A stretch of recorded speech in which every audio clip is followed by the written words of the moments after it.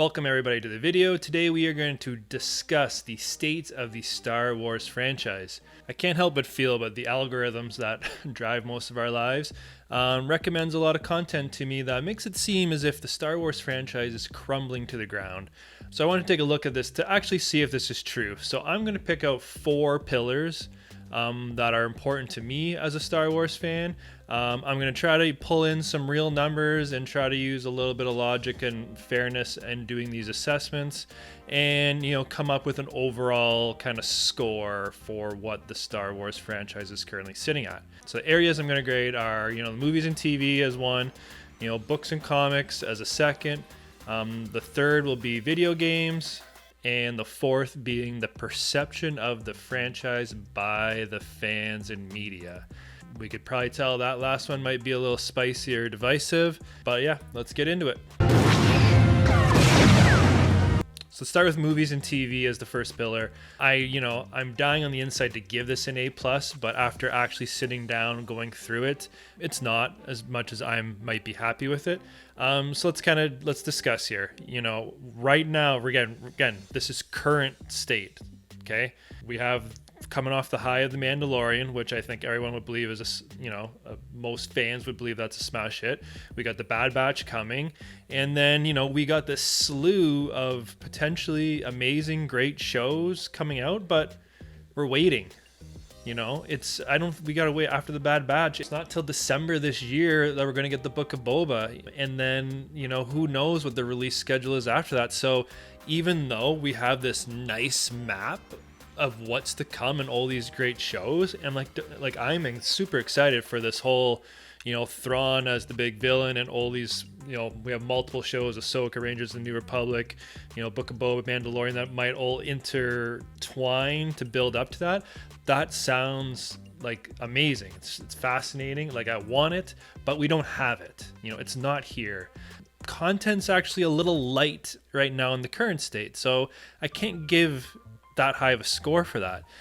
We can also look to numbers of Disney Plus to kind of gauge the success of The Mandalorian, because The Mandalorian essentially launched Disney Plus. It was really the only new content that was on there and why people were subscribing.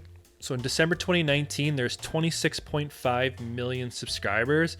Fast forward 1 year later, we're at 94.9 million subscribers as of January 2nd, 2021. That's huge growth. If you look at how long it's taken Netflix to grow where they are, mind you, Netflix has had to, trailblaze in this space. That is crazy growth from Disney. And then on the March 9th investors meeting, they announced they surpassed 100 million subscribers. And that number has again increased. And in the middle of that was the Gina Carano controversy, where everyone said they were canceling their Disney Plus. So the numbers suggest otherwise, that people are buying up Disney Plus. Yes, you can say maybe it was because the new Marvel shows were starting up, but either way, it doesn't look like people have left the platform. It has continually grown. So that's got to be, a lot of that success has to be contributed back to The Mandalorian. So if we do some dirty math, and in Canada, Disney Plus is like $9, it's going up to 11. So let's just use $10 for numbers' sake. 100 million subscribers. That's $1 billion Disney is making per month off of Disney Plus. That is insane numbers. And that is how you can afford to do, 10 to $20 million episodes for all these shows they're rolling out. Because guess what? Those numbers are going to keep growing if they keep dropping cinematic quality TV shows. So that's a huge, huge feather in the cap for The Mandalorian and for these future Star Wars projects that are coming out. And then even, if we go to the movie side of things, right?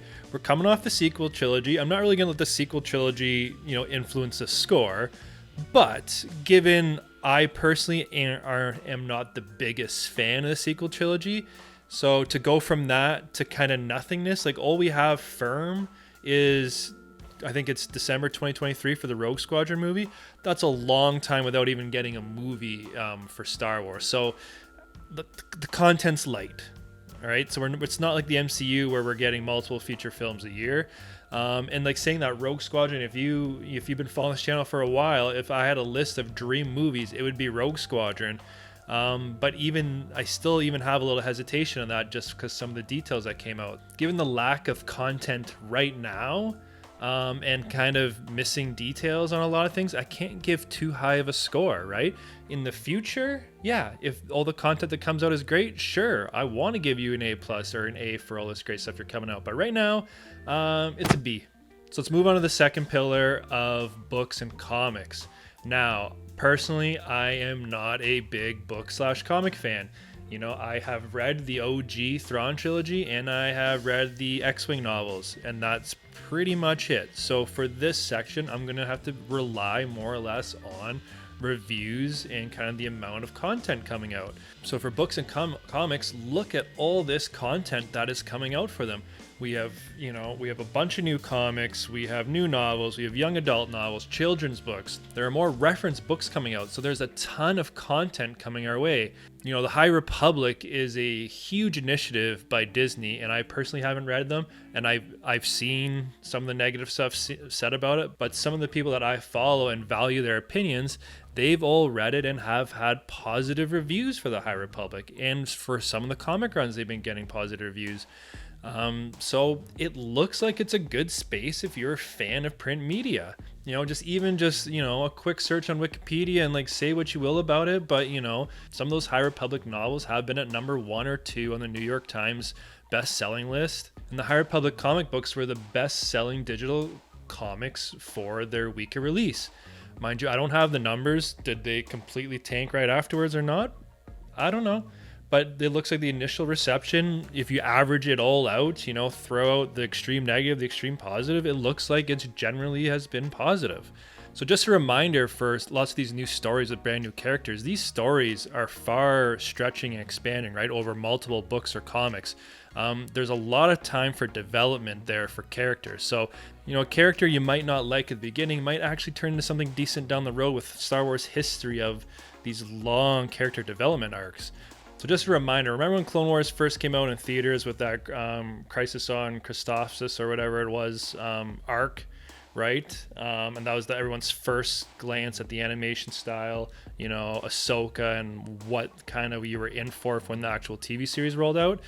Den of Geek wrote, I'll leave the link, "Oh, Ahsoka Tano, that character is the most cliched of all cliches. The abrasive, smart-mouthed kid who knows it all and saves the day on more than one occasion. Combine her and her annoying voice with Anakin's complaining, angst-ridden character, and it's no wonder the battle droids keep trying so hard to kill them. I'm actually surprised that Obi Wan and the clone troopers didn't turn their weapons on that pair too." And it goes on to say, "Ashley Eckstein's Tano is a bit too high-pitched and sugary little girl for my tastes." That's a pretty scathing review of Ahsoka in her first appearance. And this character's gone on to be in most people's favorite character list, right? Most people love Ashley Eckstein's portrayal of Ahsoka. And then we get Ahsoka in live action with Rosario Dawson. So this is a character, again, not universally liked at the beginning to now universal love. So kind of keep that in mind when we're being exposed to brand new stories and storylines. You know, it'd be great if we could love a character right from the get-go, but sometimes characters need a little development to get to where they need to be. So to sum all that up, I'm going to give books and comics a B+. It doesn't get into the A category for me because no one's actually really come to me and said, you must read this. Like, this is off the chain. I don't get that from anyone. No one's beating on down my door to say, you got to check this book out or this comic series out. So I'm going to give it a B+. That's a pretty high grade considering where we are. All right, so let's move on to video games. So video games, you know, have kind of been, you know, maligned with EA having the exclusive rights because lots of people like to hate on EA. Me, I've obviously had my issues as well. You know, the first Battlefront that came out, not so, you know, okay, but Battlefront 2 was a definite improvement. You know, we've had Jedi Fallen Order, which people have really enjoyed. We've had the Vader Immortal VR stuff. I have not played it myself, but I would love to try it out one day because it looked sick from some of the walkthroughs and reviews I've seen people of doing of it. We've gotten Star Wars Squadrons this year, which has been, for that niche who like the space combat simulator, has been a pretty great success. And then on the mobile game wise, Star Wars Galaxy of Heroes is still just, released in 2015, I believe, is still chugging along. It looked like it was on life support last year, but they've made some great changes to the game. There's been a ton of new content, and the game is arguably the best it's ever been right now. Is it perfect? No.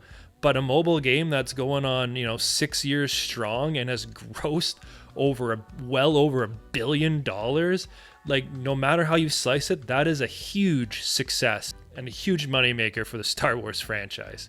And then upcoming, EA has lost that exclusive tag. So now we've had the rumors of Ubisoft having an open world game based on, the engine for The Division. We have Star Wars Hunters, which is coming out later this year. So the games feel like it's in a pretty good spot right now. And with that exclusive tag from EA kind of disappearing and all these other studios being allowed to play in that space, assuming Lucasfilm Games or whatever they're calling themselves now signs off on it, the future looks pretty bright for gaming. I'm going to give this a B+. So let's move on to the final pillar, the fan/media perception of the Star Wars franchise. Now, before we start, I know I'm going to get comments like this in the comments, so I'd rather just talk about it now so I don't have to type so much.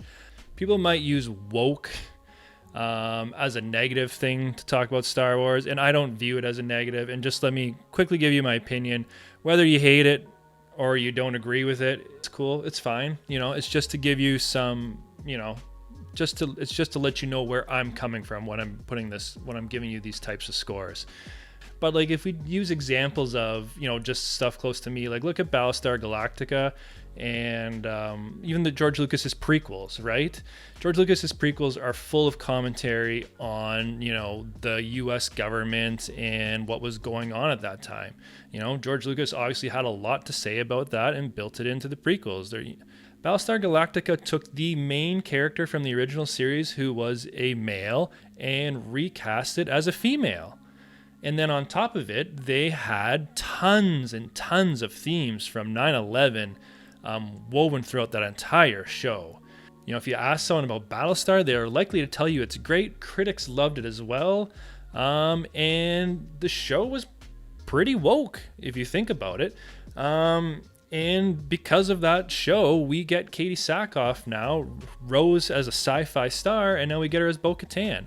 So using a Battlestar Galactica or The Mandalorian as an example and compare that to the sequel trilogy, the difference is execution, plain and simple. BSG and The Mandalorian, get the highest marks in every category imaginable, and fans love those shows. The sequel trilogy is so divisive because there's obviously issues. There wasn't a plan, and they tried to incorporate, some social issues, right? Some wokeness. And they just didn't execute on it properly like other shows have. And when a show or movie isn't as good, it's easier for fans who don't like it to start picking it apart and find faults with it. And I find that's, for me personally, that's where a lot of the complaints about woke come out. It's just poor execution of a show. Keeping that in mind when we're looking at perception, there is this huge negative part of the fandom, and there's this huge overly positive part of the fandom that will never see anything wrong with anything, and then we have a huge slog in the middle. Regardless of what the numbers are of all these things, it's obvious the fan base is very divided. There's nothing really unified other than the Luke Skywalker episode in The Mandalorian. Outside of that, fans argue about everything. There's hit pieces out back and forth, either pro or against. It's just not good, the perception right now.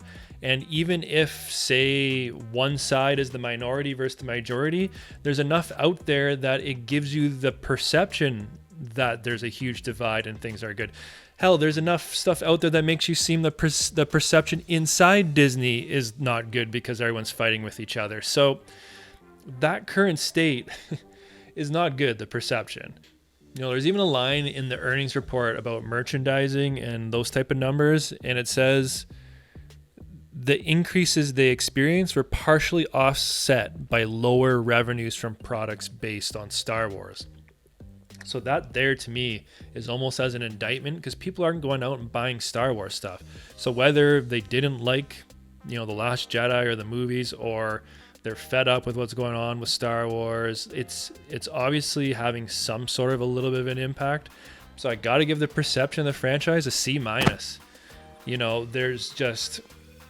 I think there's enough positivity there from a large group of fans, but until we can bridge that divide, it's never going to be above a C. So hopefully with new content and decisions that Lucasfilm makes in the future can start fixing that divide between the fandom. So if you add all those up, my score for the current state of the Star Wars franchise is a B. A B, I feel, it's a decently high score. So I think Star Wars is definitely in a better place than what it may seem. Future is definitely bright, and if the Mandalorian's a baseline and all these new shows are Mandalorian-esque, at that kind of reception or better, Star Wars is going to be just fine, and this score is probably going to be higher next time I do this. So let me hear from you. What grade would you give the current state of the Star Wars franchise? Do you agree with me? Am I way off base? Let me know in the comments.